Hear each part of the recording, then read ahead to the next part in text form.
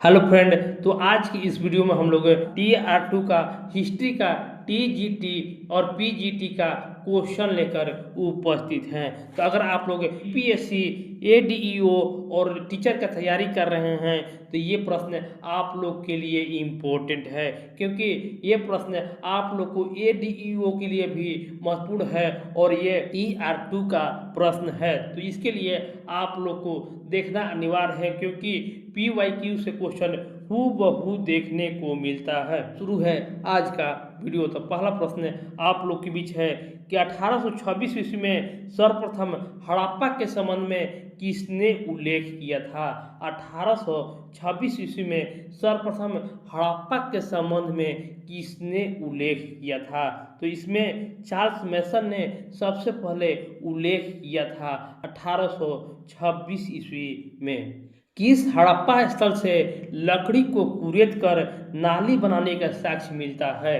किस हड़प्पा स्थल से लकड़ी को कुरेद कर नाली बनाने का साक्ष्य मिलता है। तो यहाँ कालीबंगन से हड़प्पा स्थल कालीबंगन है, जो राजस्थान में स्थित है, और वहाँ लकड़ी को कुरेद कर नाली बनाने का लक्ष्य मिलता है। सारा प्रश्न जो है TR2 से लिया गया है। तो अपने दोस्तों को भी इस वीडियो को आप लोग जरूर शेयर कर दीजिएगा। नेक्स्ट क्वेश्चन है, किस मोर्च शासक को सेंड्रियोकोटस के रूप में संबोधित किया गया है।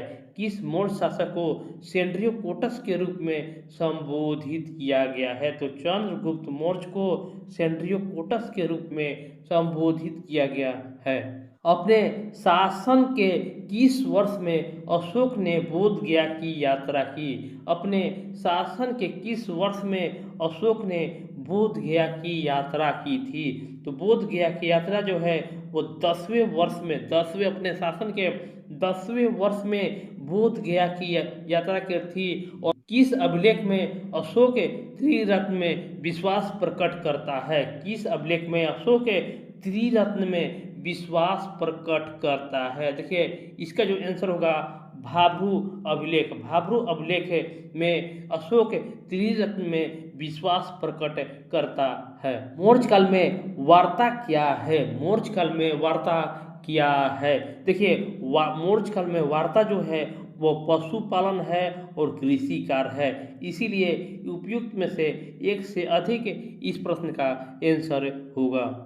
मौर्य काल में रूपजीवा क्या था। मौर्य काल में रूपाजीवा क्या था। देखिए इसका भी आंसर आप लोग को आवे तो कमेंट बॉक्स में कमेंट जरूर कीजिएगा। इसका आंसर होगा उपयुक्त में से कोई नहीं।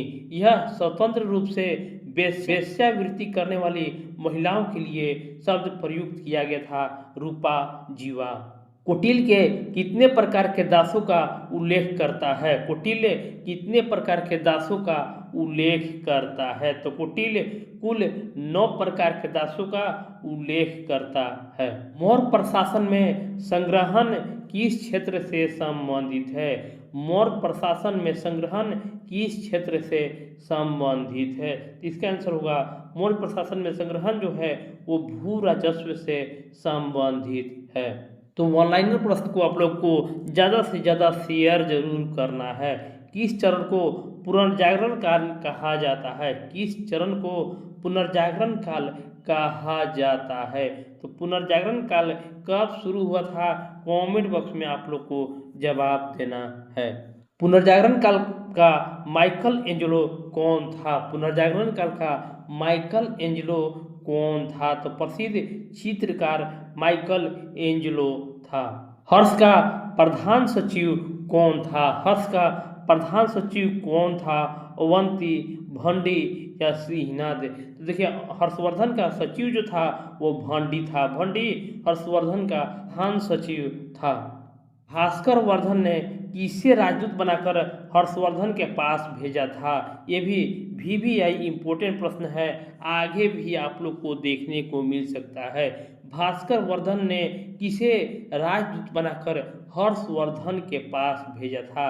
तो हंस बेग को राजदूत बनाकर हर्षवर्धन के पास से भास्कर वर्धन ने भेजा था। हर्ष के काल में कौन सा अधिकारी चाट एवं भाट कहलाता था। हर्ष के काल में कौन सा अधिकारी चाट एवं भाट कहलाता था? तो चाट एवं भाट पुलिस को कहा जाता था हर्ष के शासनकाल में। किस चोल शासक ने सर्वप्रथम संपूर्ण द्रविड़ प्रदेश को विजित किया था? सर्वप्रथम संपूर्ण द्रविड़ प्रदेशों को विजित कर लिया था। आंसर होगा राजराज प्रथम ने, वो चोल शासक था जो सर्वप्रथम संपूर्ण द्रविड़ प्रदेश को विजित किया था। किस चोल शासक ने सिंहल नरेश से महेंद्र पंचम को पराजित किया था? ये भी हाई इम्पोर्टेंट है। किस चोल शासक ने सिंहल नरेश पंचम को पराजित किया था? ये भी राजराज प्रथम ने ही महेंद्र पंचम को पराजित किया था। फ्लाइंग शटल का आविष्कार किसने किया था? फ्लाइंग शटल का आविष्कार किसने किया था? आंसर होगा जॉन के ने फ्लाइंग शटल का आविष्कार किया था। किस वर्ष लिवरपूल और मैनचेस्टर के मध्य जॉन स्टीफेंस ने रेलवे चलाई? देखिए किस वर्ष पूछा है कि लिवरपूल और मैनचेस्टर के मध्य जॉन स्टीफेंस ने रेलवे चलाई थी? आंसर होगा उपयुक्त इनमें से कोई नहीं, क्योंकि यहाँ पर 1830 ईस्वी में सबसे पहले रेलवे चलाई गई थी। द वेल्थ ऑफ नेशन किसकी रचना है? द वेल्थ ऑफ नेशन किसकी रचना है? डेविड रिकार्डो का, मैकियावेली का या एडम स्मिथ का? तो द वेल्थ ऑफ नेशन जो है वो एडम स्मिथ की रचना है। टाइद क्या था? तो ये बहुत बार एग्जाम में आ चुका है कि टाइद क्या था। तो इसका जो आंसर होगा टाइद जो है वो धार्मिक कर था। Discourse on equality second discourse किसने लिखा? तो ये सेकंड डिस्कोर्स जो है वो रूसो के द्वारा लिखा गया है। किस द्वीप पर नेपोलियन बोनापार्ट का जन्म हुआ था? किस द्वीप पर नेपोलियन बोनापार्ट का जन्म हुआ था? तो कोर्सिका द्वीप पर नेपोलियन बोनापार्ट का जन्म हुआ था। द स्पिरिट ऑफ लॉ नामक पुस्तक किसने लिखी थी? द स्पिरिट ऑफ लॉ पुस्तक किसने लिखी? तो मोंटेस्क्यू ने द स्पिरिट ऑफ लॉ नामक पुस्तक लिखी थी। कुतुबुद्दीन ऐबक ने किस मूल्य पर इल्तुतमिश को खरीदा था? देखिए इल्तुतमिश कुतुबुद्दीन ऐबक का दामाद था और वो 1 लाख जीतल पर इल्तुतमिश को खरीदा था। और कुतुबुद्दीन ऐबक जो था वो गुलाम वंश का शासक था और उसके कुतुबुद्दीन ऐबक का उत्तराधिकारी कौन हुआ? तो इल्तुतमिश हुआ था। किस वर्ष इल्तुतमिश को बगदाद के खलीफा द्वारा मान्यता प्राप्त हुई थी? बगदाद के खलीफा के द्वारा मान्यता प्राप्त हुई थी। तो 1229 ईस्वी में इल्तुतमिश को बगदाद के खलीफा के द्वारा मान्यता प्राप्त हुई थी। किस सुल्तान के शासनकाल में एक नया पद नाइब ए मुमलिकित सृजित किया गया था? देखिए किस सुल्तान के शासनकाल में एक नया पद नाइब ए मुमलिकत सृजित किया गया था? इसका जो आंसर होगा बहराम शाह के समय यह पद सृजन किया गया था। बलबन को सर्वप्रथम किस दायित्व निर्वहन हेतु नियुक्त किया गया था? बलबन को सर्वप्रथम किस दायित्व निर्वहन के लिए नियुक्त किया गया था? तो इसका आंसर होगा खासदार के लिए नियुक्त किया गया था। दिल्ली के किस सुल्तान ने अपने जीवन काल में ही अपना मुकाबरा बना लिया था? दिल्ली के किस सुल्तान ने अपने जीवन काल में ही मुकाबरा बना लिया था? इल्तुतमिश, बलबन या अलाउद्दीन खिलजी, या उपयुक्त में से अधिक या उपयुक्त में से कोई नहीं? तो देखिए अपने जीवन काल में ही मुकाबरा बनाने वाला शासक जो था वो इल्तुतमिश था। अकबर का अंतिम विजय कौन सी थी? अकबर का अंतिम विजय असीरगढ़ का किला जीता था, जो इस अकबर का अंतिम विजय था।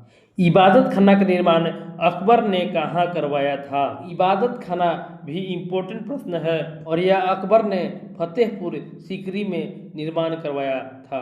प्लासी युद्ध के समय मुगल शासक कौन था? प्लासी युद्ध कब हुआ था?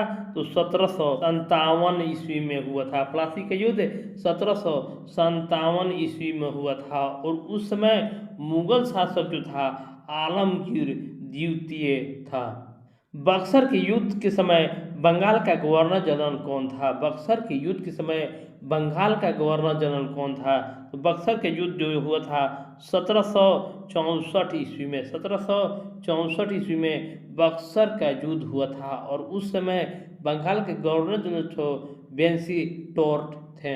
युद्ध के समय पटना में अंग्रेजी कंपनी का प्रभारी कौन था? अंग्रेजी कंपनी का प्रभारी कौन था? पीवीआई इम्पोर्टेंट प्रश्न है। इसका जो आंसर होगा एली से बक्सर युद्ध में पटना में अंग्रेजी कंपनी का प्रभारी था।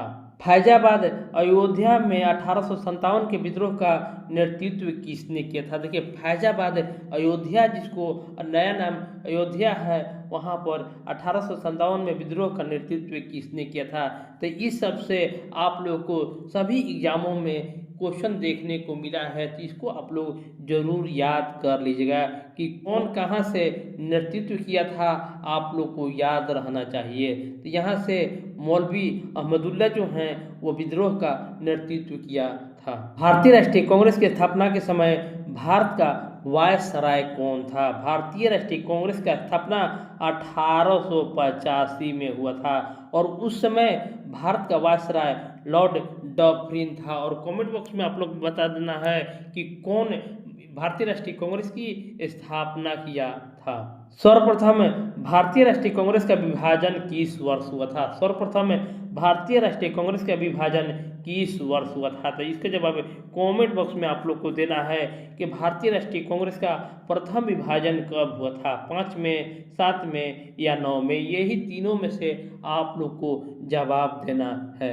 किस वर्ष मुजफ्फरपुर बम कांड हुआ था? किस वर्ष मुजफ्फरपुर बम कांड हुआ था? तो 1908 ईस्वी में। 1908 ईस्वी में मुजफ्फरपुर बम कांड हुआ था। दांडी यात्रा में गांधी जी के साथ कितने स्वयंसेवकों ने प्रतिभाग लिया था? देखिए दांडी यात्रा जब चालू हुआ था तो गांधी जी के साथ कितने स्वयंसेवकों ने भाग लिया था? तो इनके साथ कुल 78 स्वयंसेवकों ने भाग लिया था। वीवीआई इम्पोर्टेंट प्रश्न है, गदर पार्टी की स्थापना किस स्थान पर हुई थी? गदर पार्टी की स्थापना 1914 ईस्वी में हुई थी और ये सैन फ्रांसिस्को, लाला हरदयाल ने इसका स्थापना सैन फ्रांसिस्को में किया था। किस तिथि को संविधान सभा की पहली बैठक हुई थी? देखिए संविधान सभा 1946 में हुआ था और पहली बैठक पूछ रहा है तो 9 दिसंबर 1946 को हुआ था, जिसकी अध्यक्षता स्वामी सहजानंद सरस्वती ने अस्थायी अध्यक्ष के रूप में किया था। तो 9 दिसंबर 1946 को पहली बैठक हुई थी और दूसरी बैठक जो स्थायी अध्यक्ष जिसमें चुना गया था वो 11 दिसंबर को हुआ था, जिसमें स्थायी अध्यक्ष जो हुए थे डॉक्टर राजेंद्र प्रसाद हुए थे। फ्रेंड इस वीडियो को आप लोग को लाइक करना है, शेयर करना है और चैनल को भी सब्सक्राइब कर लेना है ताकि इसी तरह के और भी वीडियो आप लोग को मिले, जिससे आप लोग का तैयारी अच्छी से हो सके। तो मिलते हैं नेक्स्ट वीडियो में। धन्यवाद।